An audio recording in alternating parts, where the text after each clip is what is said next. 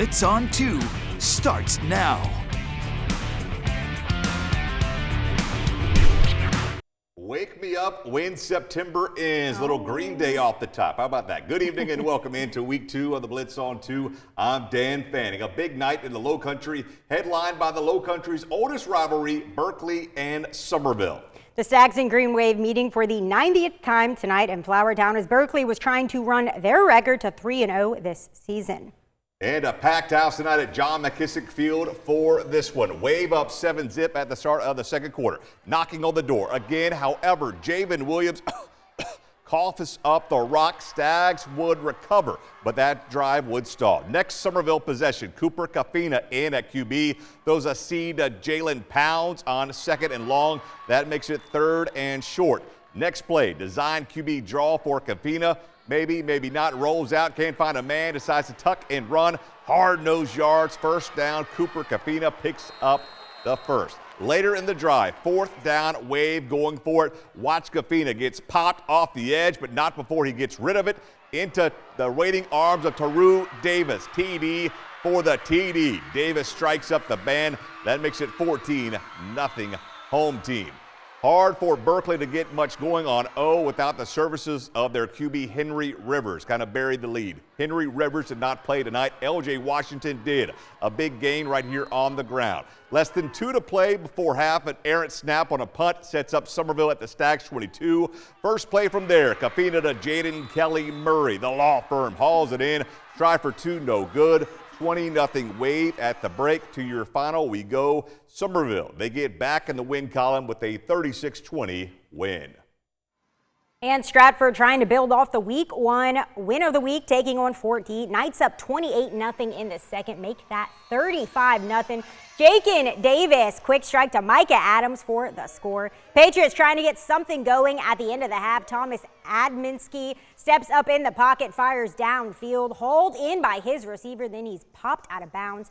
Patriots march all the way down and settle for 3 as the horn sounds. 35-3 Stratford at the break. 8 minutes to go in the third. DJ Grant goes to work. Handoff up the middle. A big game by Grant before he's finally brought down. They let Grant finish what he started. A few ticks later, Grant following his convoy of blockers into the end zone. Touchdown Stratford makes it 42-3. Stratford would win it 56-3. A big win by the alma mater last week in the Rashad Graham debut over May River. Cane Bay couldn't hold an early lead at Asher Ridge, falling to the Swamp Foxes. Cobras trying to atone tonight against Dan's Wildcats. I guess Christina also. Packed house at Cane Bay as they were up 24-7 when we arrived. Wildcats quarterback Chase Platt loses the ball. Big man Jonathan Rose in there. Every Rose has his third scoop and score. West Ashley down 31-7 with 10 to go in the third. Wildcats still looking to get something going, but Cordell Holman has some other ideas as he's in there for the sack. Cane Bay's defense playing some ball tonight. Third down, Cobras Joshua Bradley keeps it himself. Runs it in for the score in there. Finally pushing the pile. He is in, West Ashley would score. Somebody else wrote these shots. We won't say who. Horrible. Anyway, Cane Bay too much tonight as they pick up a win over West Ashley. 38-21, your final score. And to Goose Creek as the Gators play host to the Big Blue Wrecking Crew of James Island. Trojans' first drive, Connor Dantzler over the middle to Raphael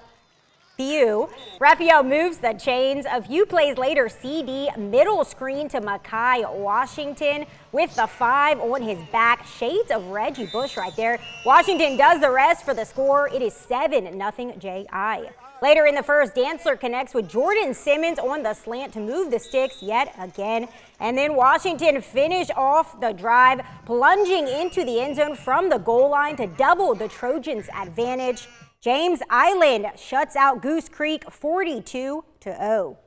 And back in Mount Pleasant, Lucy Beckham hosting St. James tonight at Robert E. Hayes Field. Bengals up 28-14 just before that break. Sharks on the move. Alex Sant rolls out, throws it back to Frank Glover. Glover rumbles for a nice gain that moves the chains for the Sharks. Later in the drive, Sant trying to elude the pressure.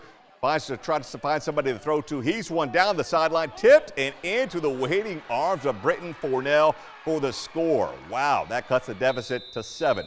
Third quarter we go. Finn Gunter option pitch to Jaden Gathers. Jaden picks up a nice gain on St. James territory. A few plays later, watch this run by Finn Gunter. Bounces it to the outside, makes one man miss, bounces out of that tackle, spin moves, bounces out of that tackle, races in for the score, but it does not stand. It comes back with a hold. St. James, they would come back and they would win this ball game tonight over Lucy Beckham, 35-28. Action last night at Bob Hayes Field as Wando hosted Ashley Ridge. Mid-first quarter, we're scoreless. Wando Harris Stone on the quarterback keeper. Nice running lane for Stone to pick up the first down. Later on in the drive, Stone would be gobbled up by Ashton McLean and Mal Quinn Pimento for the sack as the drive would end up stalling. Ensuing drive for Ashley Ridge, they are backed up inside their 10. Inside handoff to Ryan Campbell. Big game for Campbell as the Swamp Fox would march down the field to end the quarter.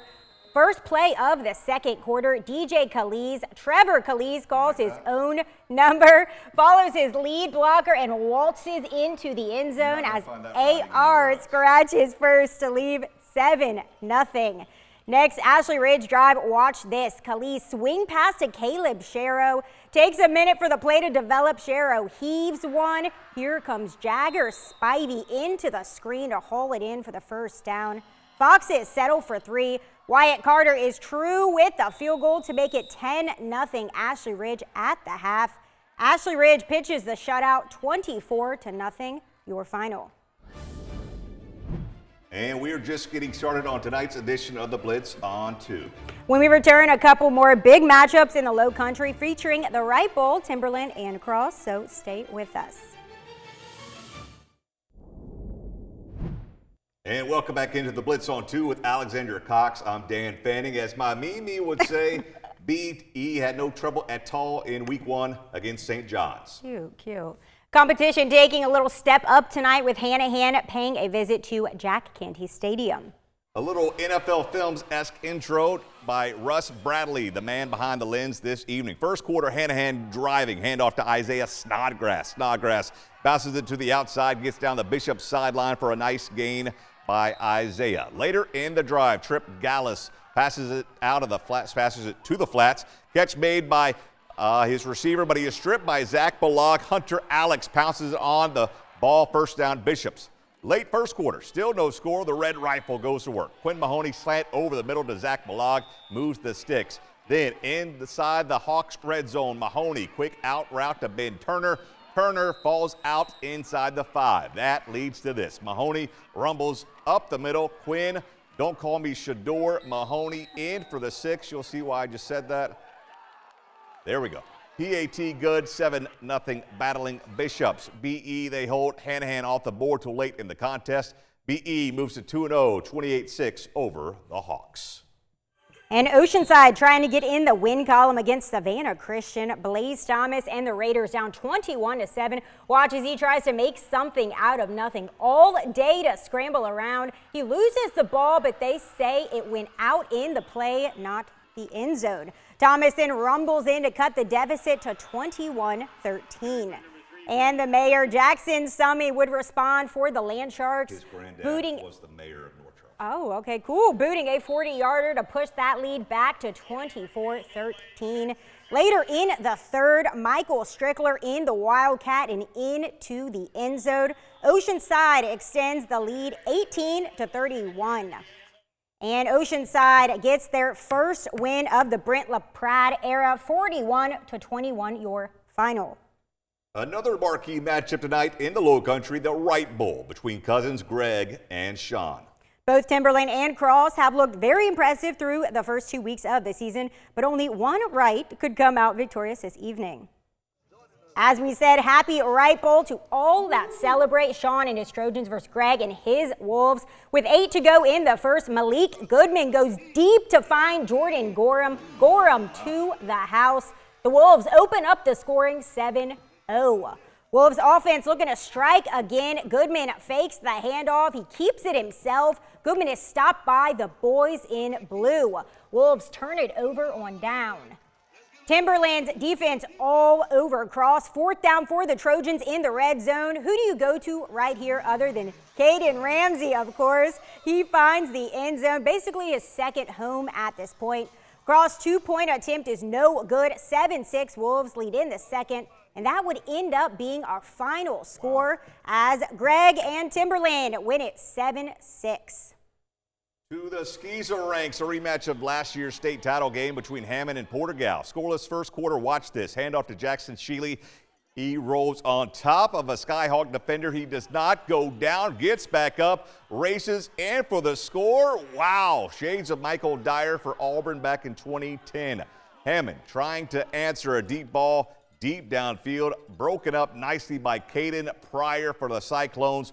Porter, they would lead 7-0 after one, but they cannot hold on. As you see, Hammond, they beat Pinewood last week. They beat Porter tonight 14-7.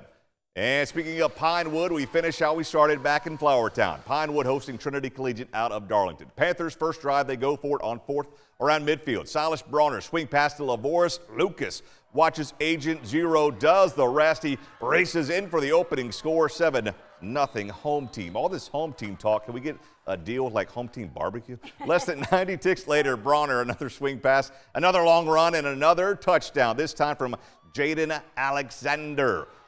Numero uno, in for the score that puts 6 more on the board, 14-0 Panthers. Pinewood scored twice on the swing pass to the right side. Let's try the left side. Brawner over to Carl Green Jr. Watch Carl Green do the rest like Bill Green. One call, that's all. Touchdown Pinewood. Some of these references kind of over Allie's head. Anyway, no, Pinewood, big winners tonight over Trinity Collegiate, 57-22. And we're going to step away right quick to pay some more bills right here on the Blitz. When we return, we'll feature another cheerleading team on She's Got Game. So find out what school this week when we come right back.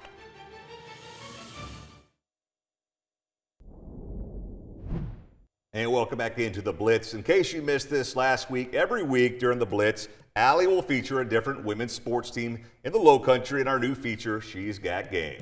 This week, I took a trip to Daniel Island to meet the Bishop England cheerleading squad. Senior heavy this year, the girls field cheerleading has taught them many valuable life lessons that they intend to use when they leave Bishop England.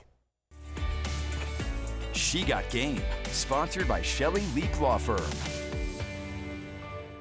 The Bishop England Badland Bishop cheerleaders are out to prove that cheerleading is much more than just glitz and glam. People see us on the sideline. They don't really think much or put much thought into what we really do and how much work we do put into it and to represent our school. Our practice, we have 3 practices a week, 3 hours long. So it is hard work, but it's all fun. And I think people don't realize that we really do put a lot of work into this, and it's a lot of stunting, dancing, just putting your all out there just so we could represent our school as best we can. Through all of the hard work and adversity that comes with a sport like cheerleading, the girls say they have learned more about who they are and feel like these lessons will help them in their life after high school. I've done the sport my whole life, so I like leading my friends and helping them get better and getting to show all the stuff I've learned and all the lessons and stuff I've learned from being a cheerleader. It's just a really fun experience, and I think it'll help me a lot for the future. Head coach Amy Cassis says this year's motto has aided in the girls' ability to grow on and off the mats. Motto is fight for your team, and that means showing up. It means being prepared. It means finding positivity in every action. And as a coach, I try to embody that motto to have our culture here. And Bishop England's just been a great spot for me for that. And the BE cheerleaders have had plenty to cheer for lately with Logan Hall. Our play of the night, Jackson Sheely. You saw it just a couple of minutes ago. Stays upright. He rolls over a Hammond defender. He never goes down. Then he raises in for the score. Take another look right here. Porter-Gaud had a chance to get some revenge on Hammond tonight, but they fell short. But it was not without the services. The play right here by Jackson Sheely. He's had a great season so far for the Cyclones, and he has been adding to his stellar season for Porter. Now looking ahead to tomorrow to the college slate. The Citadel, they're on the road at Sanford. Charleston Southern, they are on the road at Coastal Carolina. South Carolina, their home opener versus SC State. Clemson, they have Troy trying to get back in the win column. Allie, kind of what do you think about those games tomorrow in the state? I think we're going to learn a lot about our college teams, a lot about Charleston Southern to see how they respond. Citadel as well, coming off of 2 really big blowouts. Yeah, we kind of talked about it all week per se, more so tonight, that the slate, the national slate, isn't that great. You have Michigan, Oklahoma, but I know there's another game, Ole Miss, Kentucky, that not many people have been talking about, but you think could be pretty interesting tomorrow. Absolutely. I think Kentucky, Ole Miss, I think 2 good teams. You never know. Yeah, we'll find out. Maybe the Wildcats with the upset. They did it last year in Oxford, so we'll see what they can do again. Absolutely. So again, Allie will have you covered tomorrow for all of the college action. We'll have you covered throughout next week for all the high school action leading up to our Week 3 game of the week. Don't forget to vote. We'll put up the options on Monday morning. For Alexandra Cox, I'm Dan Fanning. Thanks to Sam and Alexandria upstairs keeping us in check. Have a great weekend. We'll see you right here next Friday on The Blitz on 2. Good night.